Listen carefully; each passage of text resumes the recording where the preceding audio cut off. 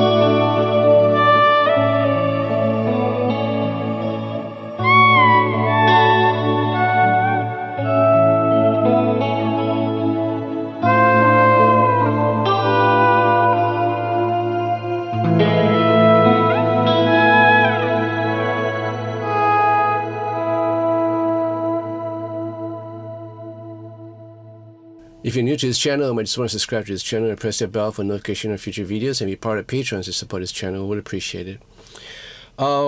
Just let me tell you first off what I'm using. I'm using a Schecter Jack Fowler.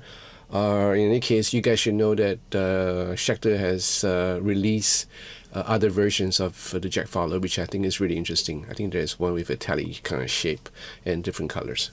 So in any case, volume swells. Now, swells has been part of my skill set ever since I started playing guitar back in the 80s. And when I went into the recording scene in the late 80s as well as all the way through until today, volume swells is something that I get to do or called to do a lot of times, especially in the 80s and the 90s where you got a whole lot of ballads going on. And I predominantly record Chinese songs, guitar sessions. I just do guitar sessions on mostly Chinese songs. Once in a while I get some English orientated songs.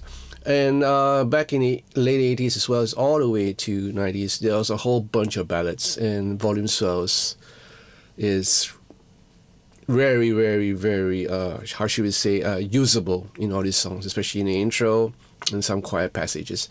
Now, a little bit of history about the volume swells. My history at least, I first heard great volume swells from guys like Larry Carlton, even Robin Ford, and Steve Lukather, and some other great players, where they, even Lee Redknapp, when they do real subtle stuff.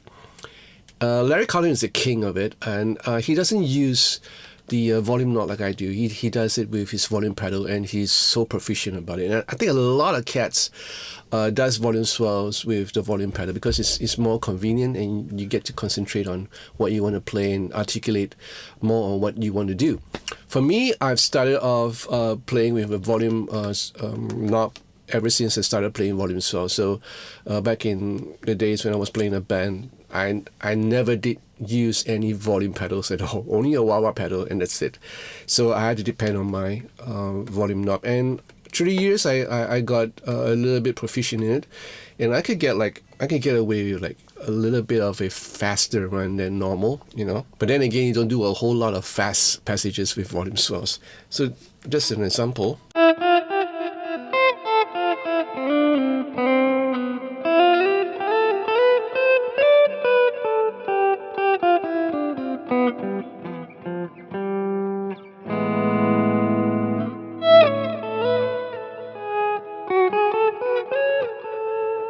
This as fast as I go, right? I think you can do a little bit faster with a volume pedal if you choose to.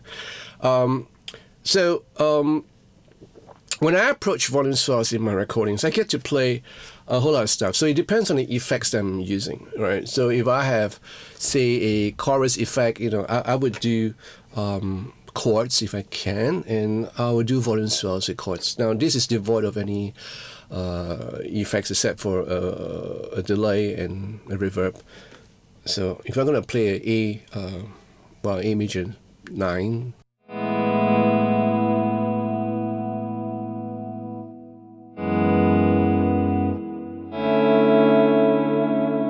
and then I will add a touch of vibrato, the vibrato bar for, subtle effects.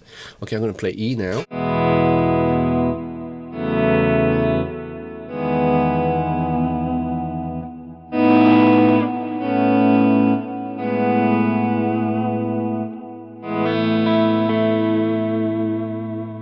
And I guess the choice of pickups is very important. So it depends on how you set your amp setting. If you want to get a really clean sound, you don't want to have it set too high a gain so it doesn't distort. And the cleaner it is, the nicer it's going to get.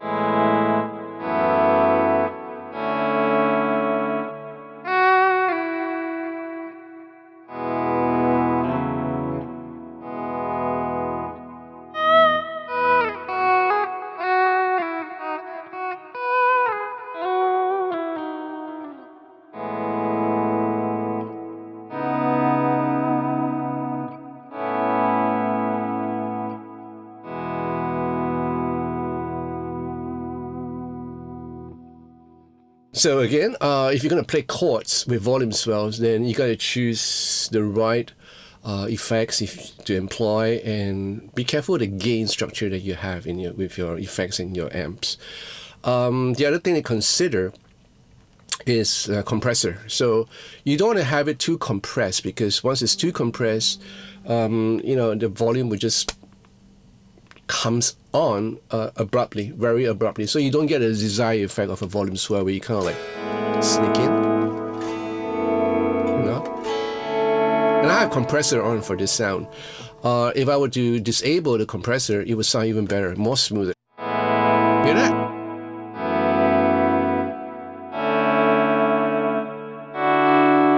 With the compressor, you're going to get a little bit of abrupt push. Again, it depends on your technique. So if you're really good at it, you can kind of subtly increase the volume, and you get past that notch, So what I do is when I'm playing volume swells in my volume knob, is that I utilize my pinky as well as my third finger. So it's kind of like there is a rolling motion, There's a rolling motion to it, and you can practice this with single note.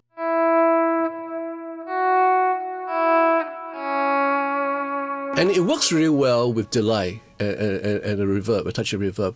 And it works fantastically well with bends, And this is what you hear mostly from volume swells that's been played by Larry Carlton, and he's a master of this. And he does it so subtly. And the best part about Larry Carlton's playing is that he will merge this volume swell with a pick note. For example, he would do.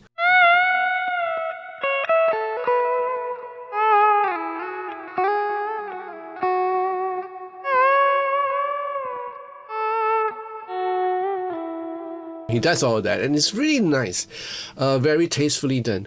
So something to consider. So if you're gonna do like pads, like a whole lot of heavy ethereal sounding pads, then put on all your effects that you have in the arsenal, like your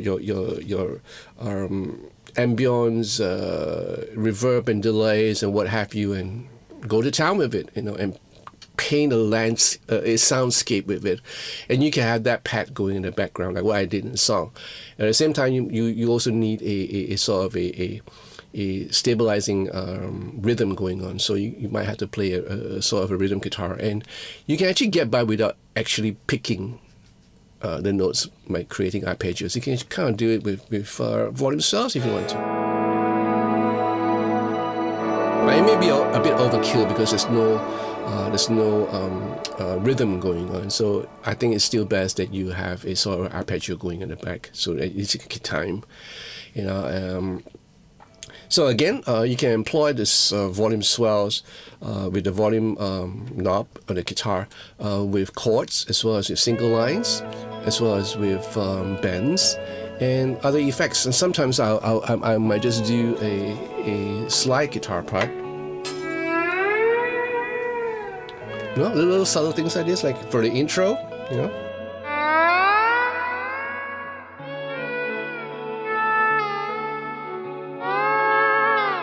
You could do that. So it's really up to you and your imagination and how you want to approach a song, you know, when you're recording a guitar part. How will you approach the intro?